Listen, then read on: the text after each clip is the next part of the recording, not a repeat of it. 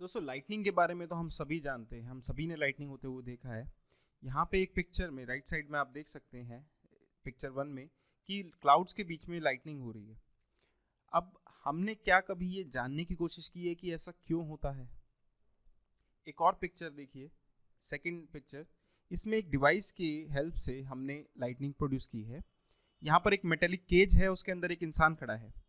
अब human body जो है वो गुड कंडक्टर है इलेक्ट्रिसिटी की, उसके बावजूद भी ये लाइटनिंग जो है उसको कोई नुकसान नहीं पहुंचा रही है। ऐसा क्यों? अब एक और पिक्चर हम देखते हैं यहाँ पर, थर्ड पिक्चर। इसमें लाइटनिंग जो है वो स्ट्राइक कर रही है एक कार को, कार के आउटर सरफेस से ये होते हुए ग्राउंड हो जा रही है, लेकिन इस पर्सन को कोई अफेक्ट नहीं कर रही है, अगेन कोई हार्म नहीं पहुंचा रही है। ऐसा क्यों? तो ये सभी एग्जाम्पल और इस तरह के और भी बहुत सारे एग्जाम्पल्स के पीछे की साइंस को हम एक्सप्लेन करेंगे अपने इस चैप्टर में, जिसका नाम है electric charges and electric fields. देखिए दोस्तों, ये दोनों ही चीजें, चार्जेस एंड फील्ड, ये दोनों ही फिजिकल क्वांटिटीज हैं।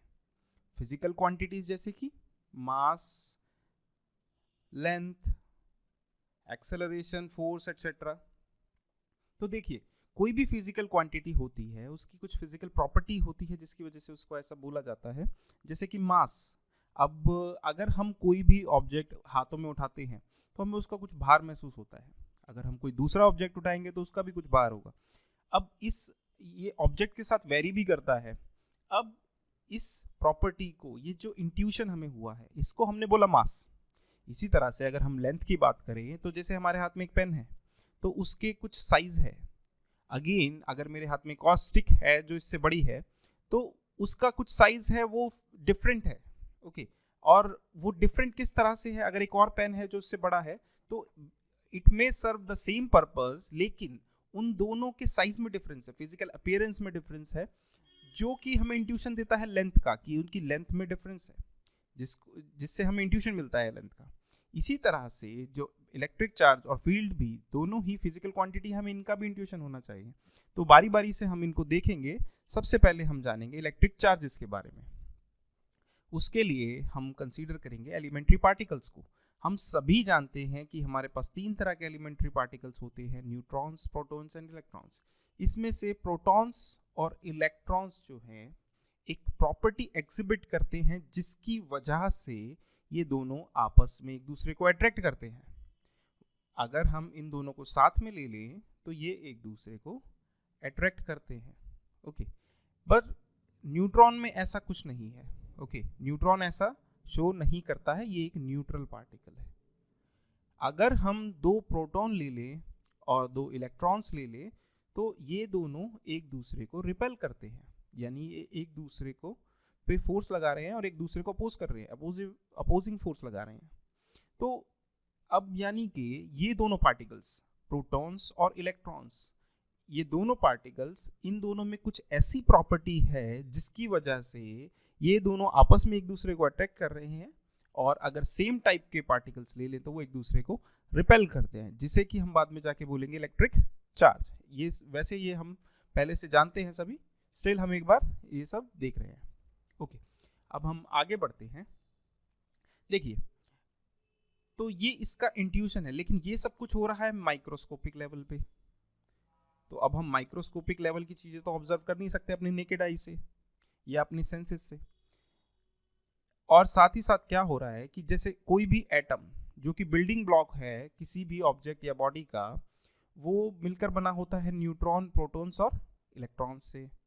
और इसमें भी हम ये जानते हैं कि प्रोटॉन्स की जो संख्या होती है वो इलेक्ट्रॉन्स की संख्या के बराबर होती है। तो जितनी ये प्रॉपर्टी एग्जिबिट कर रहा है प्रोटॉन, यहाँ पर जो ये एग्जिबिट कर रहा है प्रॉपर्टी, सेम वही ये एग्जिबिट कर रहा है, और दोनों ही ऑपोजिट प्रॉपर्टी है। तो ये एक दूसरे को बैलेंस कर देती हैं और ओवरऑल बॉडी जो हो जाती है वो हो जाती है न्यूट्रल। जिसकी वजह से जब हम मैक्रोस्कोपिक लेवल पे, बड़े लेवल पे बात करते हैं तो हमें रेडिली ये नहीं दिखता है कि एक बॉडी दूसरी बॉडी को अट्रैक्ट कर रही है, जबकि ग्रेविटेशनल फोर्स जो है वो बड़ी बॉडीज के लिए भी और स्मॉल बॉडीज के लिए भी हम ऑब्जर्व कर सकते हैं कि वो एक दूसरे को अट्रैक्ट कर रही हैं। ओके, ऐसा जैसे कि हम अर्थ की ग्रेविटेशनल फोर्स को ऑब्जर्व कर सकते हैं। तो इतना रेडिली जो है हम प्रोटॉन्स और इलेक्ट्रॉन्स, इतना रेडिली हम इनके बारे में बात नहीं कर सकते, इतना अच्छे से हमें इंट्यूशन इसलिए नहीं होता है इलेक्ट्रिक चार्जेस का। ओके, लेकिन इसका शुरुआती इंट्यूशन कहाँ से हुआ?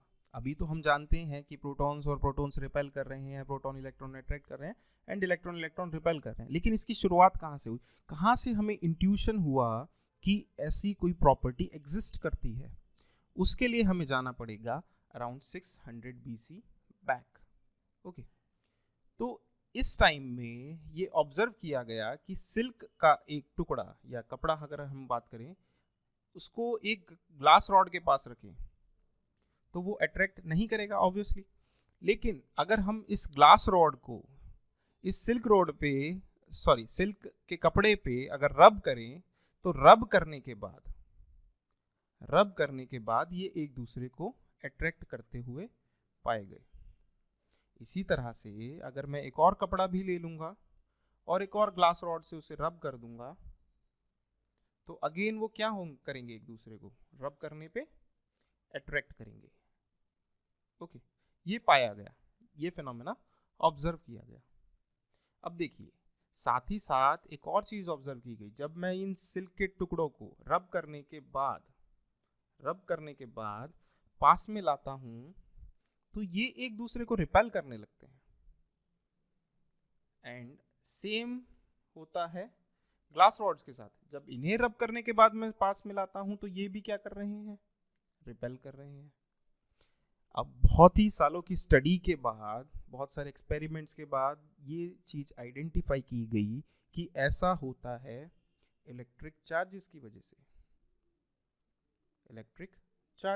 से।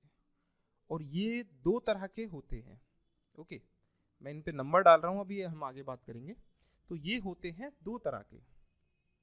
अगर सेम टाइप के चार्जेस को साथ में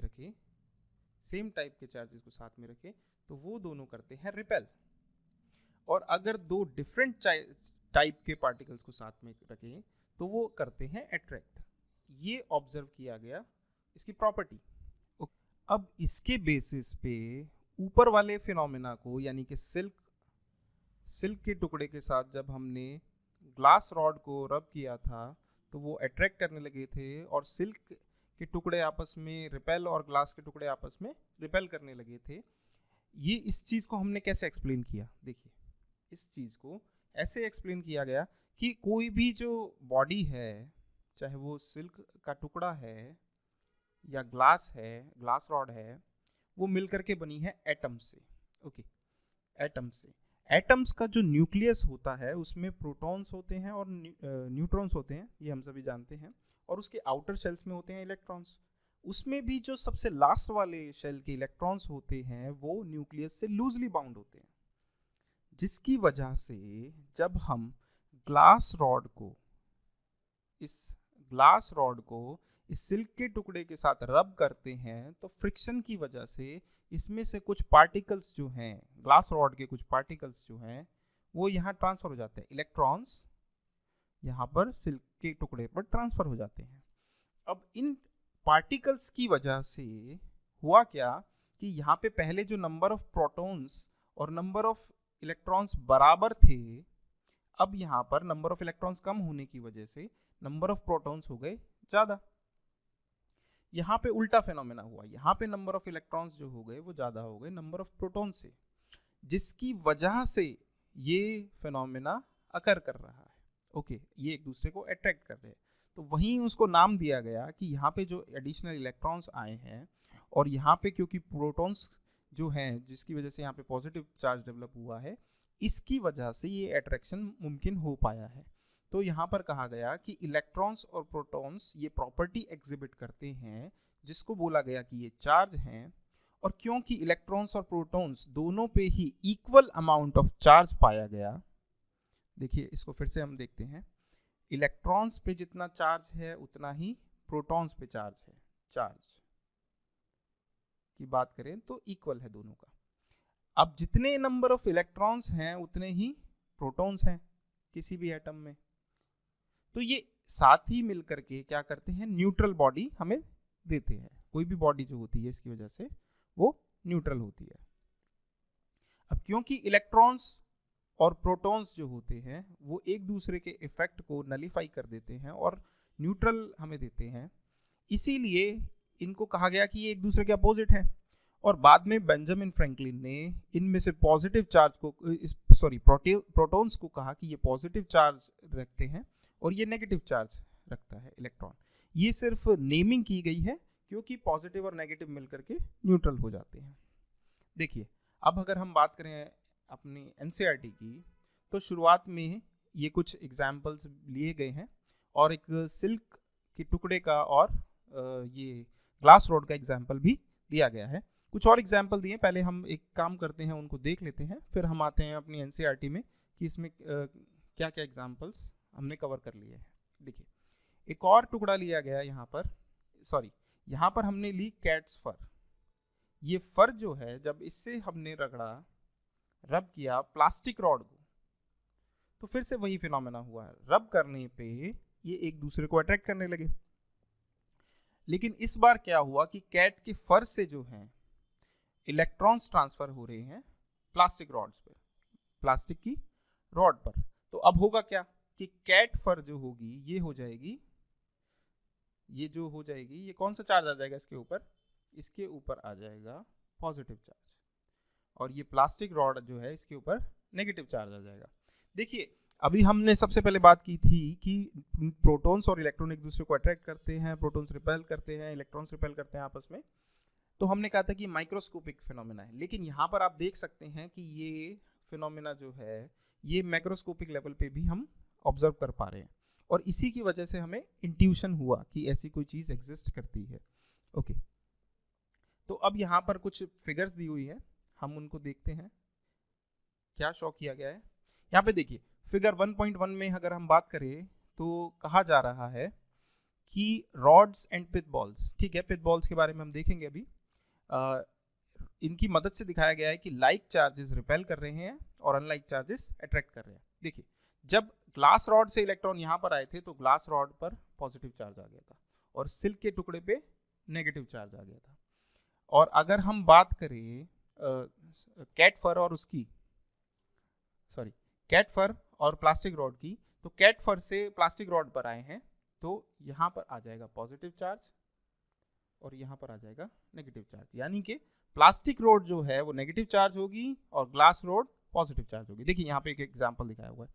यहाँ पर क्या किया गया है कि एक सिल्क थ्रेड से इसको एक ग्लास रॉड को लटकाया हुआ है और पास में एक और ग्लास रॉड हम लेके जा रहे हैं। हमने देखा कि ग्लास रॉड पे क्या चार्ज आया हुआ है? Positive charge. ये आप देख सकते हैं अपनी एनसीईआरटी में। यहाँ पर थोड़ा अच्छे से विजिबल नहीं है, लेकिन आपको अंदाजा लग रहा होगा कि ये पॉजिटिव चार्ज है। तो ऐसा करने पे ये देखिए एरो दिखा रखा है। इस एरो से क्या कहना चाह रहा है कि जैसे जैसे हम ग्लास रॉड को पास लेकर के जा रहे हैं ये रिपेल कर रही है, ओके, दूसरी ग्लास रॉड, और वो होना भी चाहिए। ऐसे ही अब देखिए जरा, प्लास्टिक रॉड जो है, जब प्लास्टिक रॉड के पास ले जा रहे हैं तो ये भी रिपेल कर रही है, ओके। लेकिन प्लास्टिक रॉड इस पे नेगेटिव चार्ज है क्योंकि, और ग्लास रॉड जिस पे पॉजिटिव चार्ज है, वो एक दूसरे को अट्रैक्ट कर रही हैं। इससे क्या पता चलता है कि लाइक चार्जेस रिपेल कर रहे हैं और अनलाइक चार्जेस अट्रैक्ट कर रहे हैं। देखिए, एक और एग्जांपल लिया है पिथ बॉल का। पिथ बॉल से भी ये शो किया गया है। पिथ बॉल्स को आप ऐसे समझिए कि ये एक बॉल्स है, बहुत ही लाइट वेट है और इन पे ये चार्ज स्टोर कर सकती हैं, ठीक है ना, चार्ज एक्यूमुलेट कर सकती हैं ये। तो हुआ क्या, जैसे हमारे पास ये ग्लास रॉड है, सपोज कीजिए ये ग्लास रॉड है, इसको हम पिथ बॉल के पास लेकर के आए और हम इसको टच करेंगे तो ये पिथ बॉल जो है इसका negative charge, sorry positive charge यहाँ पर आ जाएगा, सॉरी यहाँ पर नेगेटिव चार्ज। देखिए, हम प्लास्टिक रॉड लाए और अगर प्लास्टिक रॉड को नेगेटिव चार्ज के पास लेकर के आए, सॉरी पिथ बॉल के पास लेकर के आए, तो प्लास्टिक रॉड से जो नेगेटिव चार्ज है वो ट्रांसफर हो जाएगा पिथ बॉल पे और ये क्या हो जाएगी? Negatively charge. सिमिलरली अगर मैं ग्लास रॉड को पिथ बॉल से टच कर, ओके, यहाँ पे अगेन नेगेटिव चार्ज है, तो यहाँ पे इसको फिर से हमने यहाँ पर भी टच किया तो ये दोनों नेगेटिवली चार्ज हो जाएंगी। तो देखिए, दोनों थ्रेड से टंगी हुई हैं और यहाँ पे देखिए कि ये इधर जा रही है और ये इधर जा रही है, यानी कि दो नेगेटिवली चार्ज्ड पिथ बॉल्स, यानी कि सेम चार्ज से जो चार्ज की गई थी बॉल्स, वो एक दूसरे को रिपेल कर रही हैं। ऐसा ही अगर ग्लास रॉड की हेल्प से मैं दो पिथ बॉल्स को यहाँ पर चार्ज कर देता हूँ, पॉजिटिव चार्ज आ जाएगा, तो ये भी एक दूसरे को रिपेल कर रही है, ये हम देख सकते हैं। आई होप मेरी बात आपको क्लियर हो रही होगी कि यहाँ पर ये एक दूसरे को रिपेल कर रही है। इन दोनों को हमने प्लास्टिक रोड से चार्ज किया है, इन दोनों को हमने ग्लास रोड से चार्ज किया है, और सेम टाइप का चार्ज एक्वायर करने की वजह से ये एक दूसरे को रिपेल कर रही हैं। ओके, अगेन यहाँ पर एक और एग्जांपल है। देखिए यहाँ पर सपोज कीजिए प्लास्टिक रॉड जो कि नेगेटिवली चार्ज है, एक पिथ बॉल पे मैंने वो टच की, और एक ग्लास रॉड जो है जो पॉजिटिवली चार्ज है उसको मैंने यहाँ पे टच किया, तो एक पिथ बॉल नेगेटिव चार्ज हो जाएगी और एक पिथ बॉल पॉजिटिव चार्ज हो जाएगी। यहाँ पे देखिए कि ये थ्रेड से कुछ ऐसा होना चाहिए था, लेकिन ये एक दूसरे को अट्रैक्ट कर रही हैं। ओके, ये देखिए क्लोज आ गई हैं काफ़ी, तो यहाँ पे पिक्चर की फॉर्म में भी ये रिप्रेजेंट किया हुआ है। अब हम बात करते हैं 1.2 की। यहाँ पे हेडिंग देखिए इलेक्ट्रिक चार्ज की बात कर रहा है, तो यहाँ पे कुछ एग्जाम्पल, ये देखिए 600 BC के अराउंड पहले की ये बात की गई है, और यही दोनों एग्जाम्पल्स दिए गए हैं, और ये जो फिगर है जो मैंने अभी आपको बताया इसी को यहाँ पर एक्सप्लेन किया गया है। और यहाँ पे अगेन ये प्रॉपर्टी बताई गई इलेक्ट्रिक चार्ज, फिर यहाँ पे बताया गया कि ये लाइक चार्जेस और अनलाइक चार्जेस जो हैं वो एक दूसरे को रिपेल और अट्रैक्ट करते हैं रिस्पेक्टिवली। और जब हमने इनको नाम दिया कि ये पॉजिटिव और नेगेटिव हैं, तो हमने बताया कि इस पॉजिटिव और नेगेटिव जो हम कह रहे हैं ये कहलाती है पोलैरिटी। पोलैरिटी का मतलब क्या है, सिग्निफिकेंस क्या है कि ये बताती है कि किस टाइप का चार्ज है, या तो पॉजिटिव नेचर का चार्ज है या नेगेटिव नेचर का चार्ज है। ओके, अच्छा एक और टर्म यहाँ पर यूज की गई है इलेक्ट्रिफाइड। इसका क्या मीनिंग है, जब हम किसी बॉडी को जब कोई बॉडी चार्ज एक्वायर करती है, तो हम उसको क्या बोलते हैं, इलेक्ट्रीफाइड हो गई है, कि वो इलेक्ट्रीफाइड हो गई है। ओके, आगे बढ़ते हैं। It just tells us unlike charges acquired by the object neutralize and nullify each other. जैसे कि हम आप पहले बात कर चुके हैं कि एक दूसरे को न्यूट्रलाइज कर देते हैं या नलीफाई कर देते हैं, जिसकी वजह से charge were named as positive and negative by the American scientist Benjamin Franklin. Okay, ये बात भी हम कर चुके हैं। इसके बाद कहता है कि if an object possesses an electric charge it is said to be electrified और चार्ज्ड। तो कोई भी ऑब्जेक्ट अगर पॉजेस कर रहा है कोई इलेक्ट्रिक चार्ज को, तो हम उसको कहते हैं कि वो बॉडी जो है वो इलेक्ट्रीफाइड हो गई है या चार्ज हो गई है। अगर ऐसा नहीं है, कोई नेट चार्ज नहीं है, तो वो इलेक्ट्रिकली न्यूट्रल कहलाएगी। अब इससे पहले कि हम आगे बढ़े, हम बात कर लेते हैं कुछ और एग्जाम्पल्स की। देखिए 1.1 में यहाँ पर कुछ और एग्जाम्पल्स दिए हुए हैं, ऑब्जर्वेशन जो आपने डेली बेसिस पे शायद ऑब्जर्व की होंगी। जैसे कि यहाँ पर बात कर रहे हैं कि जब हम सिंथेटिक क्लोथ्स और स्वेटर उतारते हैं ड्राई वेदर में या विंटर्स में, ठीक है, ड्राई वेदर्स में या विंटर में जब हम उतारते हैं, तो क्रैकलिंग साउंड आपने कभी ऑब्जर्व की होगी। कभी कभी क्या होता है, वो स्किन से चिपकते हैं और कुछ चट चट जैसी आवाज़ आती है। और कभी कभी हो सकता है आपने स्पार्क भी ऑब्जर्व किया हो, जैसे कि अगर रात के समय आप सो रहे हैं सर्दियों में और आपने कंबल ओढ़ रखा है, तो रात को लाइट्स वगैरह बंद होती हैं, तो कभी कभी क्या होगा कि जब आप कंबल हटाएंगे ना, तो उस टाइम पे आप वो स्पार्क ऑब्जर्व कर सकते हैं, क्योंकि आसपास कोई लाइट नहीं होती है तो वो विजिबल होता है। ओके, होता वो इसी वजह से है, वो रब होने की वजह से इलेक्ट्रीफाइड हो जाती है बॉडी, और उस वजह से ये एक दूसरे को अट्रैक्ट करने लगती हैं, और ये फिनोमेना होता है।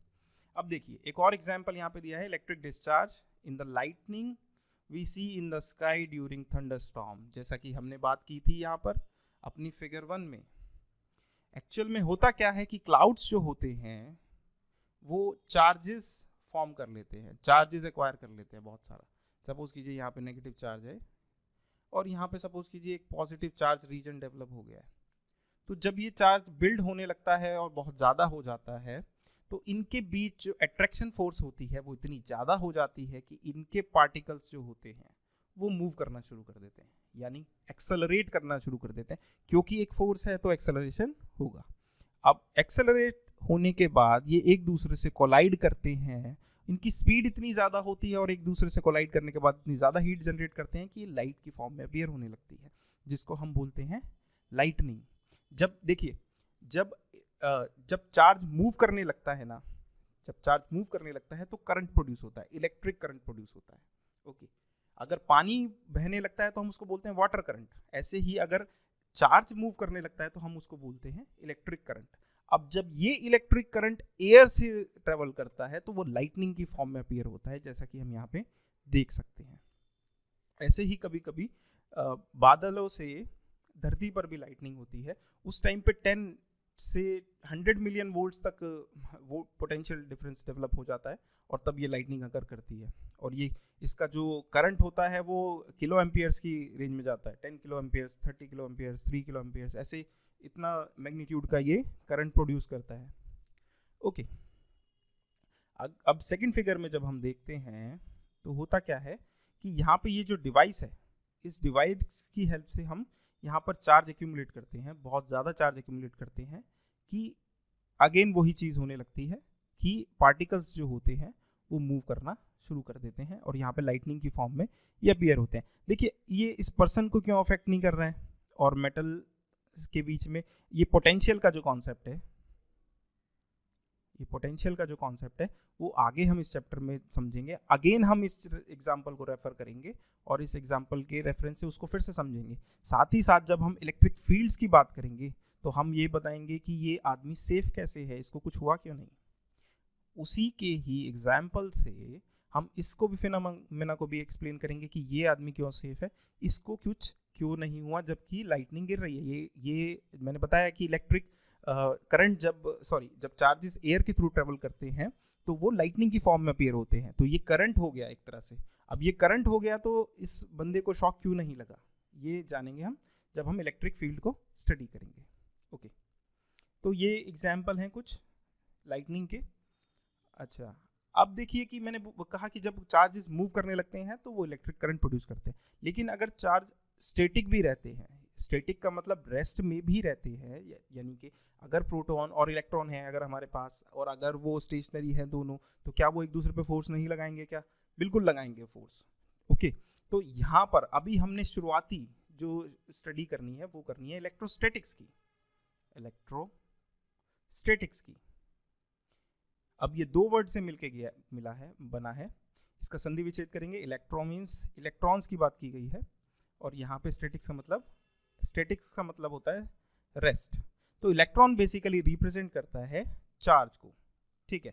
तो इलेक्ट्रोस्टैटिक्स से हम ये चीज़ इम्प्लाई करते हैं कि हम चार्ज एट रेस्ट की बात कर रहे हैं, और इलेक्ट्रोस्टैटिक्स जो होता है वो स्टडी होती है चार्ज एट रेस्ट की, यानी कि उस पर जो फोर्सेस लग रही हैं, जो फील्ड्स हैं, जैसे कि यहाँ पे इलेक्ट्रिक फील्ड हम आगे बढ़ेंगे, पोटेंशियल्स जो अभी हमने जाना कि ये एक टर्म है, तो ये जो अराइज हो रहे हैं स्टैटिक चार्ज से, इन सभी की बातें करते हैं इलेक्ट्रोस्टैटिक्स से। तो हमने ये डेफिनेशन भी कवर कर ली। इसी के साथ हमारा 1.1 और 1.2 हेडिंग जो है वो कवर हो गई है।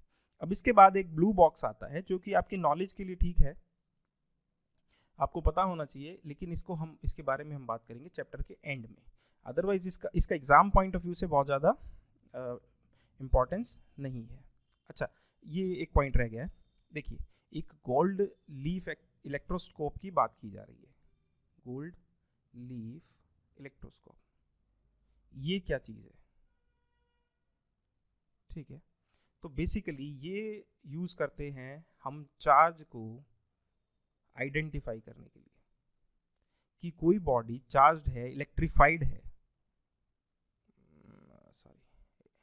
चार्ज को आइडेंटिफाई करने के लिए, और कितना अमाउंट ऑफ चार्ज है इसका भी इंडिकेशन हमें इससे मिलता है। ओके, होता क्या है कि देखिए फिगर की हेल्प से हम इसको समझने की कोशिश करेंगे।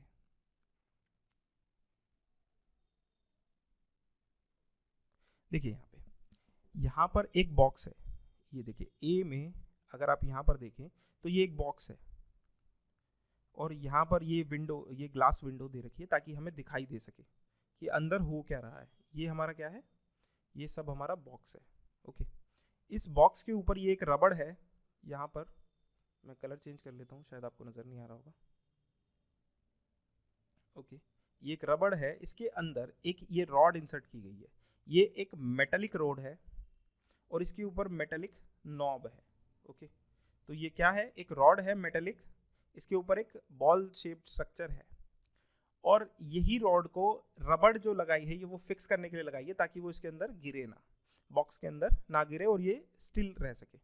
अब ये रॉड अंदर तक जा रही है, इसके नीचे जो ये जो पार्ट है ये बेसिकली कुछ इस तरह का स्ट्रक्चर है। मैं आपको डायग्राम दिखाता हूँ, देखिए यहाँ पर ये देख सकते हैं ना, जैसे पेपर को अगर आप फोल्ड कर लेंगे दो पार्ट में तो ये कुछ इस तरह का है। तो ये एक गोल्ड लीफ ली हुई है और उसको फोल्ड किया हुआ है और यहाँ पर इसको टाई किया हुआ है। ओके, अभी ये बॉडी इलेक्ट्रिकली न्यूट्रल है। ओके, यहाँ पे कोई चार्ज नहीं है, इस बॉडी पे कोई चार्ज नहीं है। ओके, सपोज कीजिए मैंने एक प्लास्टिक रॉड रब की तो उस पर एक नेगेटिव चार्ज आ जाएगा। अब वो नेगेटिव चार्ज आने के बाद जब मैं वो प्लास्टिक रॉड, सपोज कीजिए ये है हमारी प्लास्टिक रॉड, जब इसे मैं कैट फर के साथ रब करूंगा तो इस पे आ जाएगा नेगेटिव चार्ज। उसके बाद जब मैं इसे टच करूंगा इस नॉब से तो ये जो मेटालिक रॉड है ये नेगेटिव चार्ज एक्वायर कर लेगी। ओके, और उसकी वजह से हमें दिखेगा एक डिफ्लेक्शन। ओके, उसकी वजह से हमें एक डिफ्लेक्शन दिखेगा।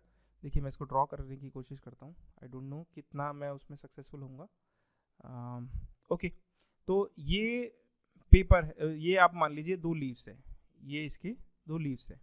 अब जैसे ही आप प्लास्टिक रॉड इस पर टच करेंगे इस पे आ जाएगा negative charge. Okay, negative charge आया, प्लास्टिक रॉड रिमूव कर दी हमने। ओके, अब जैसे ही ये चार्ज फ्लो करेगा यहाँ पर, पास करेगा लीफ से, ये एक दूसरे को रिपेल करने लगेंगी और यहाँ पर हमें दिखेगा एक डिफ्लेक्शन। ओके, तो ये कुछ वाइड हो जाएंगी। ओके, तो कुछ इस तरह से हमें ये दिखेगा।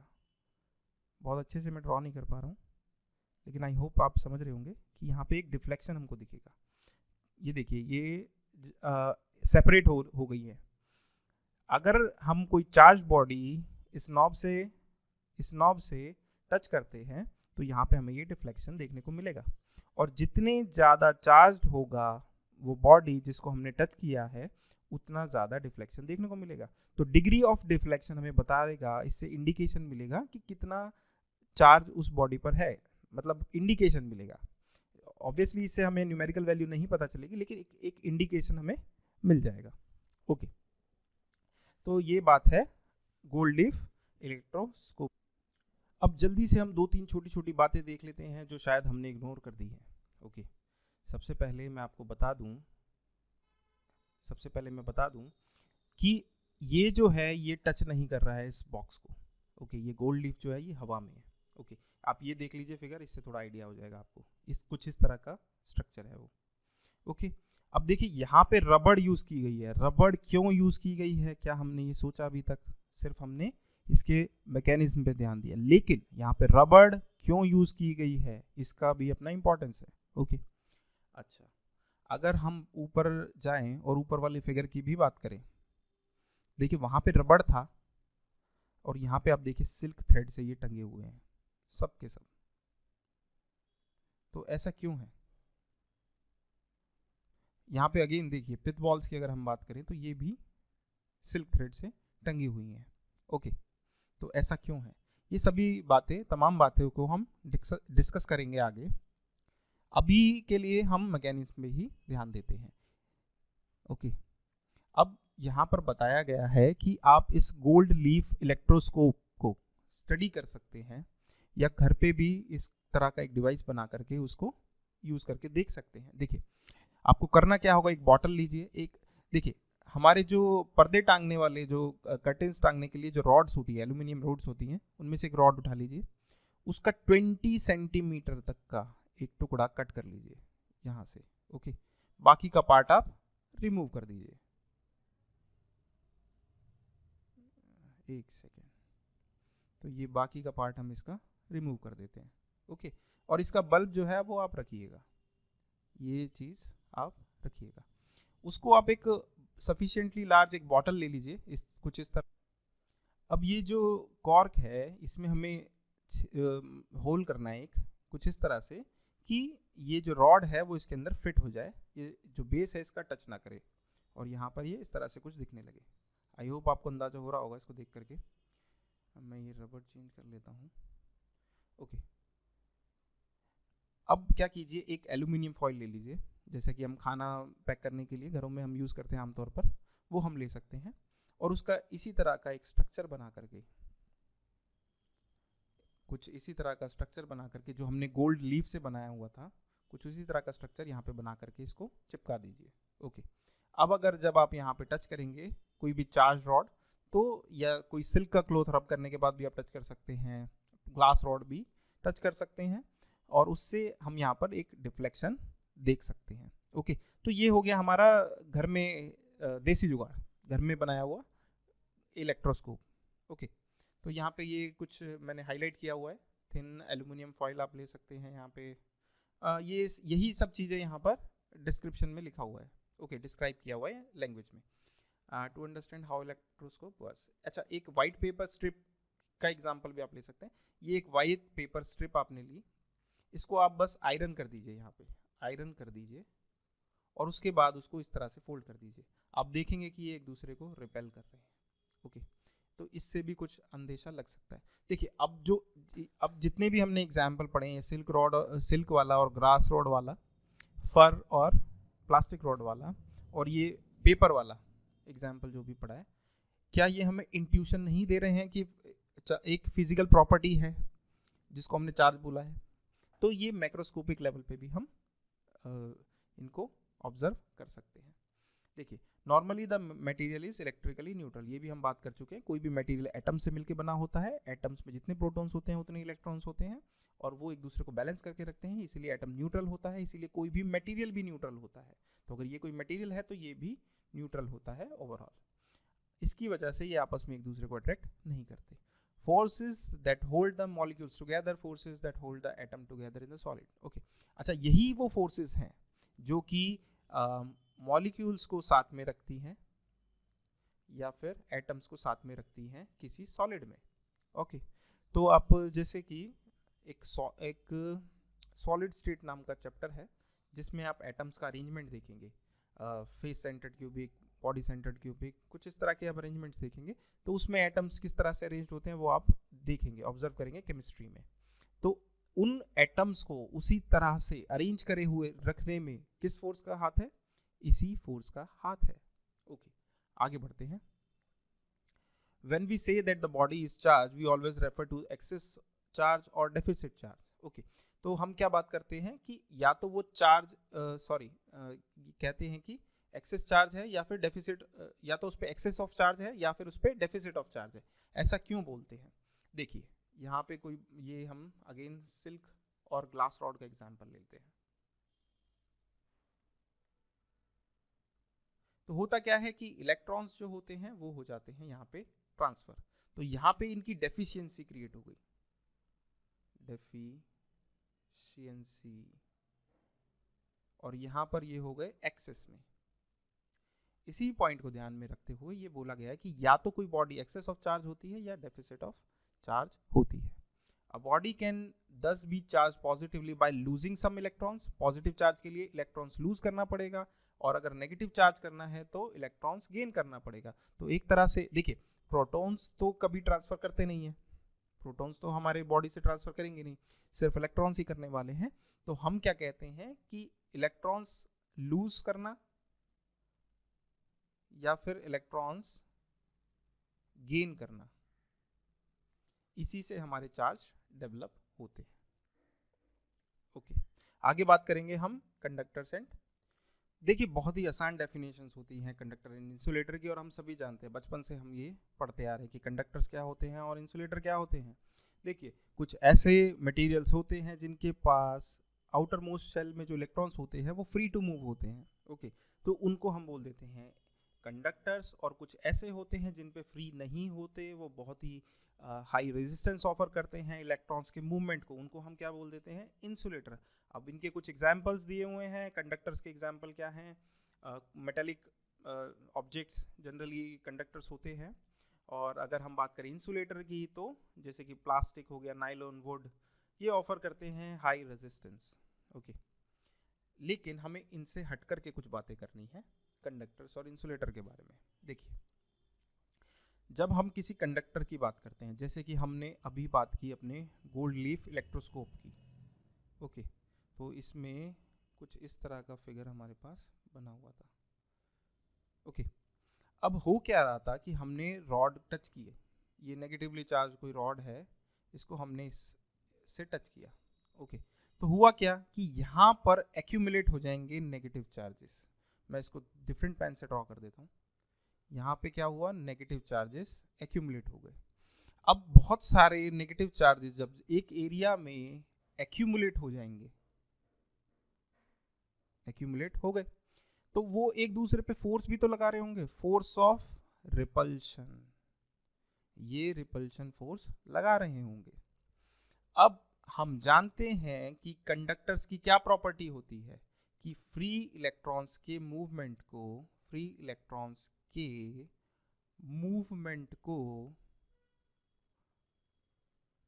अलाउ करता है कौन, कंडक्टर। ओके, तो ये हम जानते हैं कंडक्टर के बारे में। देखिए अब यहाँ पे नेगेटिव चार्जेस एक्यूमुलेट हो गए हैं, बहुत सारी फोर्स डेवलप हो गई है, तो ये एक दूसरे को रिपेल कर रहे हैं। अब ये इलेक्ट्रॉन्स क्या मूव नहीं कर सकते इधर बॉडी पे? बिल्कुल कर सकते हैं, क्योंकि ये अलाउ करता है इसको, मूवमेंट को। तो इसीलिए कंडक्टर पे जब भी हम कोई चार्ज टच करते हैं तो वो रीडिस्ट्रीब्यूट हो जाता है। अब देखिए अगर हम इस पोर्शन की बात करें, जब इस पे नेगेटिव चार्ज और नेगेटिव चार्ज डिस्ट्रीब्यूट होने के बाद आया, पहले ये न्यूट्रल था पोर्शन, पहले ये पोर्शन न्यूट्रल था। अब इस पोर्शन पे क्या आ गया है, चार्ज। अब चार्ज आ गया है तो ये वाला फेस और ये वाला फेस क्या एक दूसरे को रिपेल नहीं करेंगे? बिल्कुल करेंगे, जिसकी वजह से यहाँ पर एक फोर्स ऑफ रिपल्शन की वजह से ये क्या करते हैं, सेपरेट हो जाती है ये लीव्स एक दूसरे से। ओके, इसी प्रिंसिपल पे काम कर रहा है हमारा गोल्ड लीफ इलेक्ट्रोस्कोप। ओके, तो हमने क्या जाना कि अगर हम कोई चार्ज जनरेट कर रहे हैं और कुछ टाइम और किसी कंडक्टर से उसको टच कर रहे हैं, तो होगा क्या, वो डिस्ट्रीब्यूट हो जाएगा, रीअरेंज हो जाएगा, रीडिस्ट्रीब्यूट हो जाएगा पूरे कंडक्टर पे। ओके, आई होप ये बात आपको समझ में आ गई होगी। ओके, सपोज कीजिए कि यही एक सपोज कीजिए मेरे पास एक ये रॉड है, ठीक है, और ये है कुछ इंसुलेटर। अब यहाँ पे कुछ नेगेटिव चार्ज मैंने दिया, तो ये रीजन में कुछ फोर्स डेवलप हो जाएगी अगेन, जब मैंने यहाँ पे नेगेटिव चार्ज दिया तो। लेकिन ये चार्ज रीडिस्ट्रीब्यूट नहीं होगा, ये रीडिस्ट्रीब्यूट नहीं होगा। क्यों? क्योंकि फ्री इलेक्ट्रॉन्स का मूवमेंट, फ्री इलेक्ट्रॉन्स नहीं है, तो ये मूवमेंट पॉसिबल नहीं है, मूवमेंट पॉसिबल नहीं है। ठीक है, तो यहाँ पर जो है चार्ज एक ही प्लेस पे रह जाएगा। ओके, तो यहाँ पे रीडिस्ट्रीब्यूट नहीं होगा। ओके, अब हम बात करते हैं इस पैराग्राफ की। इसमें कुछ बात कही गई है, समझने की बात है, इसको इग्नोर भी कर देंगे तो कोई फर्क नहीं पड़ेगा, लेकिन समझने की बात है तो हम इसको समझेंगे। देखिए सपोज कीजिए ये एक पिथ बॉल है, ओके, और यहाँ पर एक चार्ज्ड ग्लास रॉड है। सॉरी, ग्लास रॉड पे पॉजिटिव चार्ज होता है। ओके, रब करने के बाद, सिल्क के कपड़े से रब करने के बाद मैं इसको लेकर के आया। अब ये बोल रहे हैं कि दो केसेस हैं, तो हम इसको दो बार ड्रॉ कर लेंगे। ओके, दो बार ड्रॉ कर लेते हैं। ओके, 1 सेकेंड, इसको हम ड्रॉ करके ले आए यहाँ पर इसी के नीचे वापस से। ओके, अब एक को मैंने कॉपर वायर से कनेक्ट कर दिया, यहाँ पे मैंने कनेक्ट किया कॉपर वायर से, और यहाँ पर मैंने कनेक्ट किया सिल्क थ्रेड से, सिल्क थ्रेड से, जो कि क्या है, एक इंसुलेटर है। इसको आप पॉलिस्टर का धागा ले लीजिए, कुछ भी ले लीजिए, इंसुलेटर। यहाँ पे हमने ले लिया है कॉपर वायर। देखिए हमने क्या किया है, pith ball can acquire charge, these two pith balls can acquire charge, ये हम पहले ही देख चुके हैं। ओके, अब होगा क्या कि ये एक चार्ज बॉडी है, जब इसको हमने कॉपर वायर के थ्रू कनेक्ट किया तो कॉपर वायर क्या है, एक कंडक्टर है, तो ये चार्ज डिस्ट्रीब्यूट हो जाएगा, यहाँ पे रीडिस्ट्रीब्यूट हो जाएगा, यहाँ तक पहुंचेगा और ये भी क्या हो जाएगा, चार्ज हो जाएगी बॉडी। अब जब हम सिल्क थ्रेड की बात करेंगे तो ये इंसुलेटर है, ये पास नहीं करेगा, ये रीडिस्ट्रीब्यूट नहीं होने देगा इस चार्ज को ये रीडिस्ट्रीब्यूट नहीं होने देगा, तो ये पिथ बॉल क्या, चार्ज नहीं होगी, ये चार्ज नहीं होगी, चार्ज नहीं होगी। आई होप आपको समझ में आ रहा होगा कि ये चार्ज क्यों नहीं हुई है, क्योंकि यहाँ पे इंसुलेटर है, ये इसके रीडिस्ट्रीब्यूशन को अलाउ नहीं करेगा। ओके, इस वजह से ये चार्ज नहीं होगा। अब हम वापस से चलते हैं अब टॉप पर, जहां पर हमने देखा था कि सिल्क थ्रेड से हमने पिथ बॉल को टांगा हुआ था और प्लास्टिक रॉड्स को भी टांगा हुआ था या ग्लास रॉड को। यहाँ पे देखिए, यहाँ पे सिल्क रॉड यूज की, सिल्क थ्रेड यूज किया हुआ है, देख सकते हैं ना आप। ये इसीलिए यूज किया है कि अगर हम इंसुलेटर, यहाँ पे कोई कंडक्टर ले ले, अगर हम इसे हाथ से पकड़ लेंगे, अगर इस धागे की जगह अगर हम इस रॉड को हाथ से पकड़ लेंगे तो होगा क्या, हाथ से हमारी जो बॉडी होती है वो गुड कंडक्टर ऑफ इलेक्ट्रिसिटी होती है, तो ये जितना भी चार्ज डेवलप हुआ हुआ ये सारा क्या हो जाएगा, हमारे थ्रू ग्राउंड हो जाएगा। ओके, तो ये सारा चार्ज जो है वो डिसअपियर हो सकता है। ओके, इसलिए यहाँ पर इंसुलेटिंग मटेरियल से इसको टांगा हुआ है। ओके, अच्छा, इस रॉड को भी अगर हम पास ला रहे हैं ना, तो ये हमारे कांटेक्ट में नहीं है, ये सपोज कीजिए कि किसी इंसुलेटर से टच करते हुए हम इसको लेकर के आए हैं यहाँ पर। ओके, देखिए, आई होप आपको ये रीजन समझ में आएगा कि यहाँ पे ये थ्रेड क्यों ले रखे हैं। आगे बढ़ते हैं, और हमने कुछ और चीज़ें छोड़ी थी बीच में, उनको भी कवर कर लेते हैं। जैसे कि हमने बोला था कि यहाँ पे रबड़ क्यों ली है। देखिए, अगर ये केस मेटेलिक है, ओके, तो ये क्या होगा, सारा चार्ज क्या हो जाएगा, यहाँ पर ट्रांसफर हो जाएगा। तो इस वजह से इसको रबड़ यहाँ पे लिया हुआ है। रबड़ क्या होता है, एक इंसुलेटर होता है, तो मेटेलिक जो रॉड है उसके कांटेक्ट में रबड़ है, तो इसका जो चार्ज होगा वो रीडिस्ट्रीब्यूट नहीं होगा यहाँ पर कहीं। ओके, तो I hope I am clear कि क्यों ये सब चीज़ें हुई हैं। तो यहाँ तक का जो पोर्शन है वो हमने कवर कर लिया है। ओके, कुछ और बातें कही गई हैं, हम उनको भी देख लेते हैं। When some charge is transferred to a conductor, it really get okay, ये जो है वो डिस्ट्रीब्यूट हो जाता है पूरे सरफेस पे। जब चार्ज हम ट्रांसफर करते हैं तो वो पूरे सरफेस पे डिस्ट्रीब्यूट हो जाता है कंडक्टर के। ओके, और इंसुलेटर के सेम रहता है, वो सेम रहता है, यहाँ पे लिखा हुआ है, आप पढ़ सकते हैं। You will learn why this happens in next chapter. Okay, हमने यहीं पर देख लिया है, ये नेक्स्ट चैप्टर की बात कर रहे हैं यहाँ पे। Okay, why a nylon or plastic comb gets electrified on combing dry hair or on rubbing, but a metal article like spoon does not? Okay, ये हम एक चीज़ देखते हैं, ये एक्चुअल में इसका रीज़न भी हम स्टडी कर चुके हैं ऑलरेडी, उसी से ही इसका आंसर निकलेगा। देखिए, जब मैं छोटा था तो हम क्लास में जाते थे, तो कुछ बच्चों को मैंने देखा था कई बार कि ना वो क्या करते थे कि अपना पेन लेते थे और अपने सर में उसको रब करते थे बालों में, उसके बाद छोटे छोटे पीसेस करके पेपर के ना, या फिर बिना करे भी वो पेपर को अट्रैक्ट करने की कोशिश करते थे। तो होता क्या था, पेपर अट्रैक्ट होता था उससे। लेकिन अगर मैं एक चम्मच के साथ ये काम करूंगा, एक स्पून लेकर के काम करूंगा, तो ये नहीं होगा। ऐसा क्यों नहीं होगा, क्योंकि स्पून कंडक्टर है और जब उस पर जो भी चार्ज आ रहा होगा वो रीडिस्ट्रीब्यूट हो जाएगा हमारी बॉडी के अलॉन्ग, और उसके बाद वो ग्राउंड हो जाएगा। अब देखिए कि लेकिन अगर जो हमारा पेन है वो प्लास्टिक का है, ऐसे ही कॉम की बात करते हैं, कॉम मीन्स कंघी से जब हम करेंगे तो वो सेम कंघी भी प्लास्टिक की होती है, तो वो चीज़ हम ऑब्जर्व कर सकते हैं। अब देखिए, यहाँ पे एक बहुत ही इंटरेस्टिंग फिनोमिना है ग्राउंडिंग और अर्थिंग का। ओके, ग्राउंडिंग और अर्थिंग का, इसे हम समझेंगे। तो इसमें ये कहता है कि बिल्डिंग्स में भी आपने देखा होगा जनरली। ओके, मैं इसको एक फिगर की हेल्प से आपको समझा। देखिए, क्या भी कभी आपने नोटिस किया है कि हमारे घरों में, अच्छा ये तो आपने नोटिस किया ही होगा कि हमारे घरों में जो है इस तरह के चार्जिंग पॉइंट्स अवेलेबल होते हैं। ओके, तो इसमें 3 पिन्स अवेलेबल होती हैं जनरली, कभी कभी यहाँ पे 2 छोटी पिन्स भी होती हैं। ओके, कोई बात नहीं, लेकिन जितने भी हमारे डिवाइसेस हैं उनको हम इससे रन कर सकते हैं इनको हम यूज़ करके। ओके तो जैसे हमारे मोबाइल चार्ज करना हो, लैपटॉप करना हो, हमें इलेक्ट्रिक आयरन यूज़ करनी है या कोई भी इलेक्ट्रिकल अप्लायंस हमें यूज़ करना हो तो हम यहाँ पे प्लग करते हैं, स्विच ऑन करके यूज़ कर लेते हैं।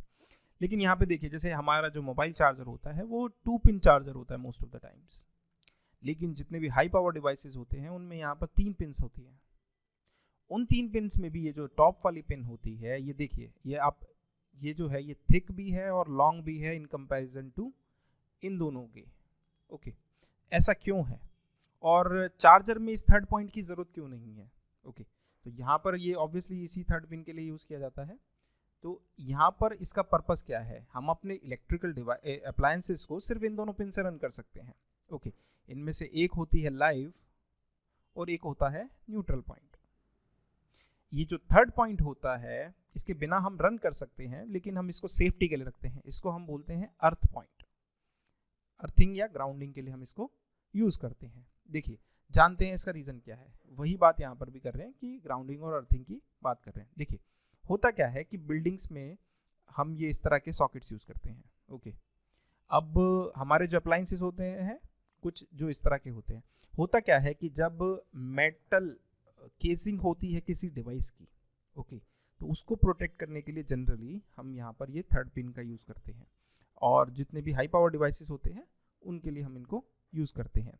देखिए कभी कभी डिवाइस में कोई फॉल्ट हो सकता है जिससे अगर सपोज कीजिए ये लाइव के लिए है और ये लाइव जो है वो केसिंग से टच हो जाता है, मेटेलिक केसिंग से टच हो जाता है डिवाइस के, तो वो हमारे डिवाइस को ख़राब कर सकता है। साथ ही साथ जो पर्सन उसको ऑपरेट कर रहा है उस पर्सन के लिए भी डेंजरस हो सकता है।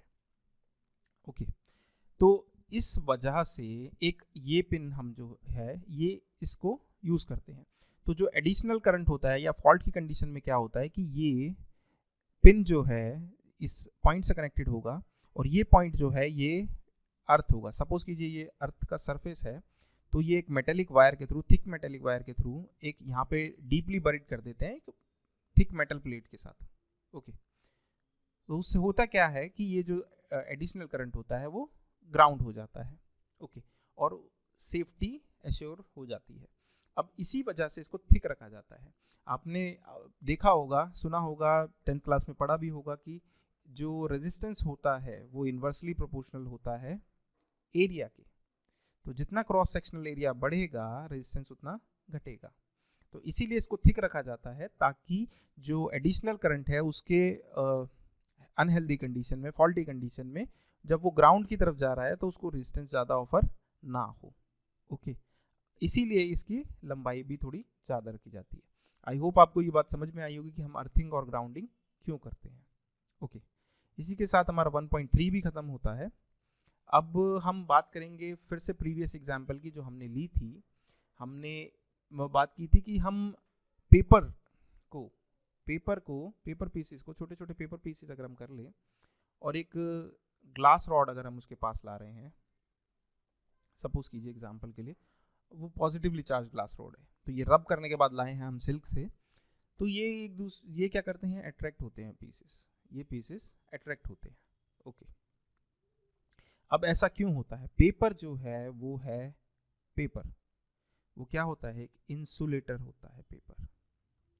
ओके उसके बावजूद भी ये अट्रैक्ट क्यों हो रहा है, यहाँ पे ऐसा क्या हो रहा है? देखिए इंसुलेटर्स को हम डाइलेक्ट्रिक भी बोलते हैं। इंसुलेटर्स में एक्चुअली होता क्या है, जैसे सपोज कीजिए ये कोई इंसुलेटर बॉडी है।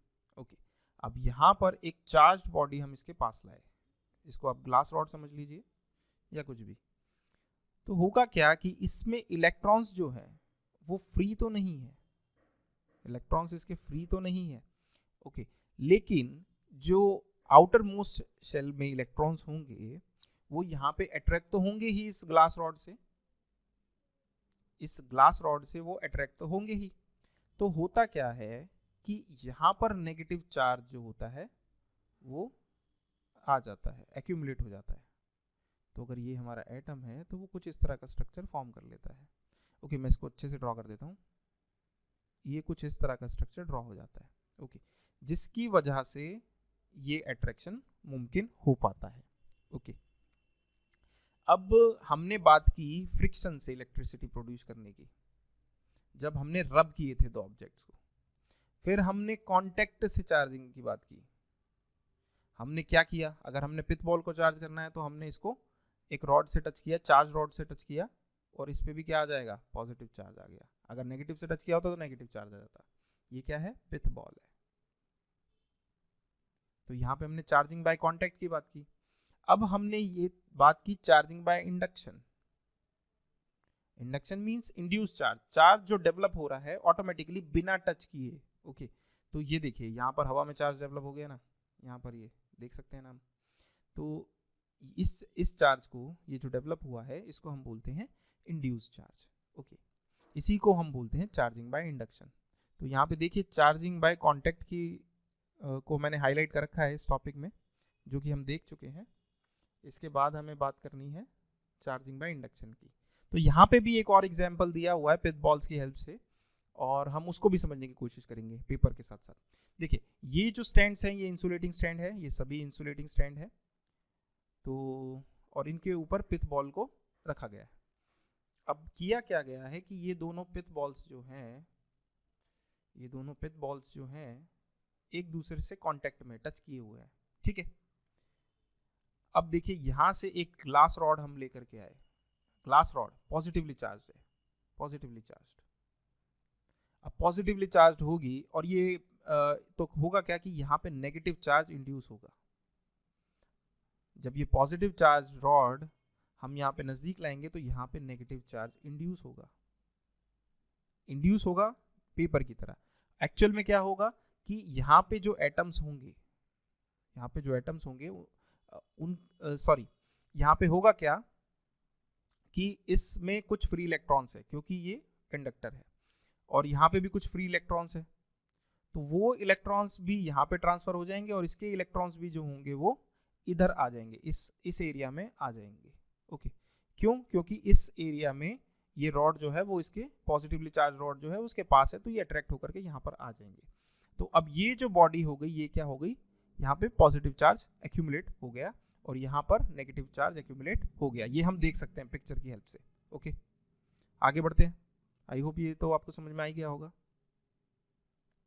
अब देखिए तीसरी पिक्चर में क्या किया हुआ है कि ग्लास रॉड है यहाँ पर और ये नेगेटिव चार्ज है यहाँ पर जो हमने देखा था, और इन बॉल्स को सेपरेट कर दिया गया है। ओके, सेपरेट कर दिया गया है। अब सेपरेट करने की वजह से क्या होगा, देखिए इसके जो इलेक्ट्रॉन्स थे वो तो यहाँ पे ट्रांसफर हो गए जब ग्लास रॉड की वजह से। अब जब ये सेपरेट हो गए तो हवा में से तो ये वापस आने से रहे, क्योंकि हवा जो है वो हाई रेजिस्टेंस ऑफर करेगी और इतनी आसानी से ये वापस नहीं जाने देगा। तो यहाँ पर क्या रह गया, पॉजिटिव चार्ज रह गया। ग्लास रॉड है, इलेक्ट्रॉन्स यहाँ पर अट्रैक्ट हुए हुए हैं और यहाँ पर पॉजिटिव चार्ज दिख रहा है हमें। ओके, तो अब मैं इस ग्लास रॉड को हटा दूं तो होगा क्या, इसको मैंने हटा दिया तो यहाँ पर जो नेगेटिव चार्ज है अब यहाँ आ जाएगा और ये पॉजिटिव चार्ज यहाँ पर आ जाएगा। क्यों आ जाएगा, क्योंकि अब ये नेगेटिवली चार्ज है, ये पॉजिटिवली चार्ज है। अब ग्लास रॉड अगर मैं हटा देता हूँ तो ये नेगेटिव की तरह बिहेव करेगा, ये पॉजिटिव की तरह बिहेव करेगा। इसका नेगेटिव इस एंड पे आएगा और इसका पॉजिटिव यहाँ पर इस एंड पर आ जाएगा। ओके, तो ये कुछ इस तरह से दिखेगा और ये हो गया हमारा charge induce. Charge induce means यहाँ पर ये जो चार्ज इंड्यूस हो गया है। ओके, तो ये चार्ज इंड्यूस हो गया है हमारा। आई होप आपको ये बात समझ में आ गई होगी। चार्ज इंड्यूस क्या हुआ है कि जब हम एक चार्ज ऑब्जेक्ट को नज़दीक लाते हैं तो क्या होता है कि इलेक्ट्रॉन्स जो होते हैं उसके कुछ पॉजिटिव या नेगेटिव चार्ज, डिपेंड करेगा कि किस तरह की ऑब्जेक्ट आप पास ला रहे हैं, चार्ज ऑब्जेक्ट, उसके हिसाब से यहाँ पे चार्ज डेवलप हो जाता है। इसी को हम क्या बोलते हैं, चार्जिंग बाय इंडक्शन। ओके, अब उसी की हेल्प से हमने यहाँ पे देखा कि हमने दो ऑब्जेक्ट्स को चार्ज किया हुआ है।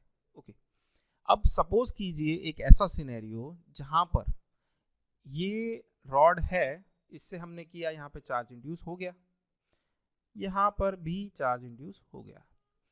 अब हमने यहाँ पे ग्लास रॉड रखी थी और उनको सेपरेट कर दिया था, लेकिन अगर मैं पहले सेपरेट ना करने की बजाय पहले ग्लास रॉड को हटा दूं और उसके बाद इनको सेपरेट करूं, ओके, उसके बाद इनको सेपरेट करूं, तो जैसे ही मैं ग्लास रॉड को हटाऊंगा, जैसे ही मैं ग्लास रॉड को हटाऊंगा तो ये नेगेटिव चार्ज जो यहाँ पे आया है, यानी इलेक्ट्रॉन्स जो यहाँ पे एक्यूमुलेट हुए हैं, और ये पॉजिटिव चार्ज जो होंगे, ये सब रीडिस्ट्रीब्यूट हो जाएंगे। क्यों, क्योंकि ये दोनों बॉल्स क्या है, कंडक्टर है। ठीक है, तो मैंने ग्लास रॉड को हटाया अब ये नेगेटिव चार्ज जो होगा वो यहाँ यहाँ यहाँ यहाँ यहाँ के जो इलेक्ट्रॉन्स थे वो सब वापस आ जाएंगे, और ये पॉजिटिव चार्ज डेवलप भी हुआ था तो उसकी वजह से भी अट्रैक्शन की वजह से ये आ जाएंगे और सब ये रीडिस्ट्रीब्यूट हो जाएंगे। ओके, तो जब हम इसको ग्लास रॉड हटाने के बाद जब हम इसे सेपरेट करेंगे तो जो चार्ज इंड्यूस हुआ था वो रीडिस्ट्रीब्यूट हो चुका होगा और ये पहले की तरह न्यूट्रल बॉल्स की तरह बिहेव करेंगी, सेपरेट न्यूट्रल बॉल्स की तरह बिहेव करेंगी। ओके, आई होप आपको ये बात भी समझ में आई होगी कि ग्लास रॉड हटाने का क्या इफेक्ट होगा। ओके, पहले ग्लास रॉड हटाने का और बाद में ग्लास रॉड हटाने का क्या इफेक्ट होगा। ओके, अच्छा यहाँ पर एक फाइनल स्टेप और देख लेते हैं। अगर ग्लास रॉड हमने बाद में हटाई है तो यहाँ पे चार्ज आ गया था, ओके, यहाँ पे पॉजिटिव चार्ज आ गया था। अब जब इनको हम ज़्यादा सेपरेट कर देंगे, यहाँ पे कम सेपरेशन है, अगर हम सफिशिएंट सेपरेशन कर देंगे तो ये चार्ज अगेन रीडिस्ट्रीब्यूट हो जाएगा, यूनिफॉर्मली डिस्ट्रीब्यूट हो जाएगा। यहाँ पे देख सकते हैं आपकी चार्ज जो है वो यूनिफॉर्मली डिस्ट्रीब्यूटेड है। यहाँ पे तो पास पास में थे, प्रॉक्सिमिटी में थे, इसलिए चार्ज इस एंड पर रह गया था। ओके, इसी के साथ हमारा चार्जिंग बाय इंडक्शन भी खत्म होता है। यहाँ पर ये जो पॉइंट्स लिखे हैं, 4 पॉइंट्स लिखे हैं, इनमें यही बातें समझाई गई हैं। ओके, तो यहाँ पे इलेक्ट्रिफिकेशन बाय इंडक्शन है। अब हम जल्दी से एक एग्जाम्पल देख लेते हैं और ये इंडक्शन का एग्जाम्पल है। देखिए इसमें क्या कहता है कि how can you charge a metal sphere positively without touching it. आपको अब क्या करना है कि एक मेटल को चार्ज करना है, मेटल सरफेस को चार्ज करना है पॉजिटिवली बिना टच करे। तो बिना टच करे तो कैसे पॉसिबल है? इंडक्शन से ही पॉसिबल है। मैं क्या कर सकता हूँ, पहले हम जो जानते हैं उसकी बात करते हैं। ये पिथ बॉल ले ली मैंने, इसको चार्ज कर लेता हूँ तो मेरे मेटल चार्ज हो जाएगा, ये मेटेलिक स्फीयर चार्ज हो जाएगा अगर मैं इसे कर पाऊँ तो। सपोज कीजिए मैंने एक मेटेलिक की बात कर रहे हैं हम यहाँ पे स्फीयर की, ये पॉजिटिव चार्ज में ले आया है यहाँ पे। ओके, हमें नेगेटिवली चार्ज करना है ना, पॉजिटिवली हमें चार्ज करना है। तो सपोज कीजिए मैं यहाँ पे एक नेगेटिवली चार्ज रॉड ले आता हूँ, प्लास्टिक रॉड में ले आया, कैट फर से रब करने के बाद अब मैंने यहाँ पे किया तो ये पॉजिटिव चार्ज यहाँ पे एक्यूमुलेट हो जाएगा इसका, साथ ही साथ नेगेटिव यहाँ पे एक्यूमुलेट हो जाएगा, क्योंकि अब तो यहाँ पे कोई दूसरा स्फीयर टच नहीं है ना जिसमें ये ट्रांसफर हो जाए। ओके, ये बात आपको समझ में आ गई होगी कि अब यहाँ पे ट्रांसफर नहीं हो सकता है तो यहाँ पे नेगेटिव चार्ज एक्वायर हो जाएगा, तो यहाँ पे हमें पॉजिटिव चार्ज मिल गया। लेकिन क्या ये इतना आसान है? क्या हम सही कर रहे हैं? ये नहीं होगा। क्या जैसे ही आपने ये रॉड हटाई, फिर से ये चार्ज क्या हो जाएगा? रीडिस्ट्रीब्यूट हो जाएगा, positive negative positive negative positive negative positive negative, जिसको अगर मैं सही वैसे ड्रॉ करूं तो उसको मैं क्या बोलता हूँ? ये न्यूट्रल है ऑब्जेक्ट, ये न्यूट्रल ऑब्जेक्ट बन जाएगा फिर से। तो कहाँ हम इसको पॉजिटिव चार्ज कर पाए क्या पहले वाले फिनोमेना से, पहले वाले तरीके से? नहीं। इसके लिए हमें कोई डिफरेंट अप्रोच ढूंढनी पड़ेगी। उसके लिए क्या किया गया वो हम देखते हैं। यही एग्जाम्पल हम यूज़ कर लेंगे, इन्हीं फिगर्स को यूज़ कर लेंगे क्योंकि मैं उतना अच्छे से ड्रॉ नहीं कर पाऊंगा। देखिए यहाँ पर एक मेटेलिक स्फीयर हमने लिया जिसको हमें चार्ज करना है। हमें क्या करना है? Positively charge. तो हम क्या लाए? एक रॉड लाए जो नेगेटिवली चार्ज है। ये भी बात सही है, लॉजिकल लग रहा है सुनने में। ओके, अब उसके बाद हमने क्या किया? यहाँ पे पॉजिटिव चार्ज आ जाएगा। ओके, अब ये वाला सिनेरियो मैं ड्रॉ कर देता हूँ क्योंकि इसके बाद की एक फिगर नहीं ड्रॉ की गई है। ये नेगेटिव चार्ज हम लाए, यहाँ पे पॉजिटिव चार्ज एक्यूमुलेट हो गया और ये हमारा स्टैंड है, यहाँ पे नेगेटिव चार्ज आ गया जैसा कि हमने ऊपर देखा था। अब ऐसा होने के बाद हम क्या करेंगे कि हम अगर ये नेगेटिव चार्ज किसी तरह से रिमूव कर दें, अगर ये जो इलेक्ट्रॉन्स है हम भगा दें किसी तरह से, बाहर भगा दिए हमने किसी तरह से, तो होगा क्या कि यहाँ पे पॉजिटिव चार्ज एक्स्ट्रा रहेगा।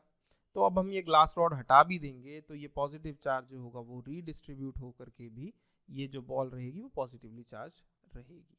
ओके, तो वही काम हम करने वाले हैं। यहाँ पर हम क्या करेंगे? यहाँ से इलेक्ट्रॉन्स को भगाएंगे।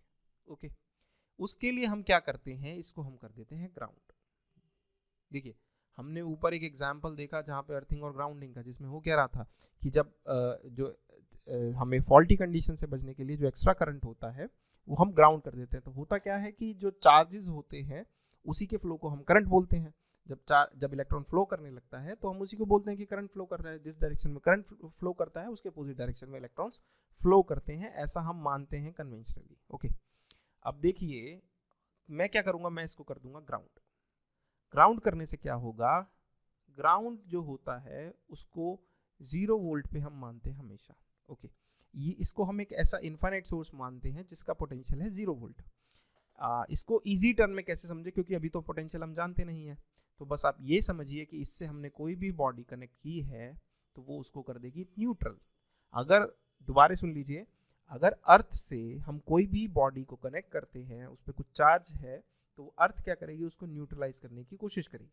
ओके, तो उस कोशिश में कामयाब होगी, और यहाँ पर ये जो सारे इलेक्ट्रॉन्स हैं, एक बार देख लेते हैं।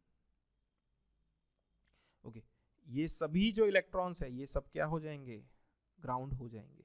तो फिर उसके बाद आएगी ये वाली फिगर, ओके, जिसमें क्या है, यहाँ पे इलेक्ट्रॉन्स जा चुके हैं ग्राउंड में।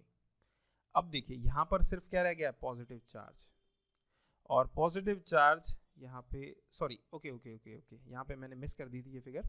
यहाँ पे ये सी है, बी फिगर यहाँ पे ड्रॉ की हुई है, तो ये हमें दिखाया हुआ है कि यहाँ पे पॉजिटिव चार्ज आ गया, यहाँ नेगेटिव चार्ज आ गया, और यहाँ पे सी फिगर में इसको ग्राउंड कर दिया गया, जिसकी वजह से यहाँ पे नेगेटिव चार्ज जो था वो अर्थ हो गया है, ग्राउंड हो गया है, न्यूट्रल हो गया ये वाला एरिया, और ये वाला तो होल्ड किए हुए है, तो ये चार्ज नहीं जाएगा। ओके, अब देखिए नेक्स्ट, देखिए डी फिगर में ये सिनेरियो मिल गया था हमें। अब देखिए ई फिगर में, देखिए हमने ये रॉड क्या की, हटा ली। अब ये चार्ज जो होगा वो रीडिस्ट्रीब्यूट हो जाएगा, क्योंकि कंडक्टर है ये, क्योंकि ये क्या है, एक कंडक्टर है, तो ये चार्ज रीडिस्ट्रीब्यूट हो जाएगा और ये बॉल कुछ इस तरह से दिखेगी। तो हमने क्या किया, एक बॉल को पॉजिटिवली चार्ज कर दिया। अब देखिए यहाँ पे क्या कहा है कि एक एक्सरसाइज आपको दी है, आप खुद से कीजिएगा इसको अब की क्या किए, अभी हमने पॉजिटिवली चार्ज किया था, अब आप क्या करना है, आपको इसको नेगेटिवली चार्ज करना है। आप सोचिए इसको कैसे किया जाएगा। ठीक है, तो हमने इसी के साथ 1.4 तक अब NCERT कंप्लीट कर लिया, पेज नंबर 7 तक। अब हम नेक्स्ट लेक्चर में देखेंगे 1.5। हमने जाना चार्ज क्या है और किस तरह से वो बिहेव करता है, और कुछ और चीज़ें उसके साथ हमने जानी, कुछ एग्जाम्पल्स भी हमने देखी। अब हम नेक्स्ट लेक्चर में देखेंगे बेसिक प्रॉपर्टीज ऑफ चार्ज, यहाँ से हम शुरू करेंगे। Thank you so much.